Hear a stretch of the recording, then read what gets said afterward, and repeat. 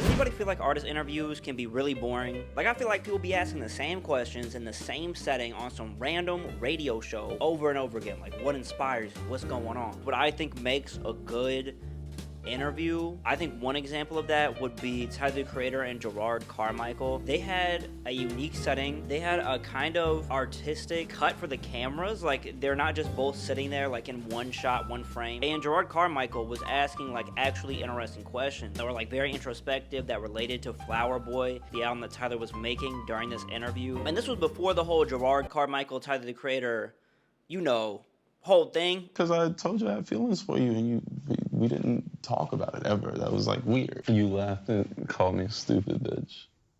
I did.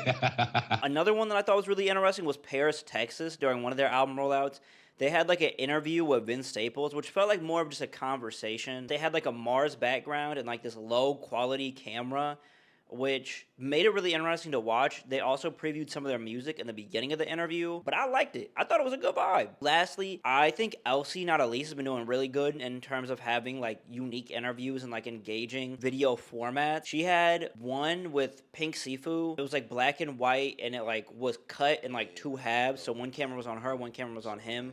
Or they might have been on both one camera, but it was sliced in the middle, which created kind of this like unique like visual for me to watch this interview in. And it was black and white, which was cool. You know, I wasn't born in like the 60s, so I didn't really get to engage in a lot of black and white content. So she had one with Saba recently too, where it was like kind of your normal interviewing camera format. Like there was two high quality cameras on them, but then they had a third camera too, which was like more of a low resolution, like old video camera type of feel, and added that throughout parts of the interview, which just kind of kept me engaged visually a little bit more than other interviews would have. So I think they did that really, really good. But what do you guys think makes a good interview? What do you look for in terms of like visual formats and things like that? Let me know.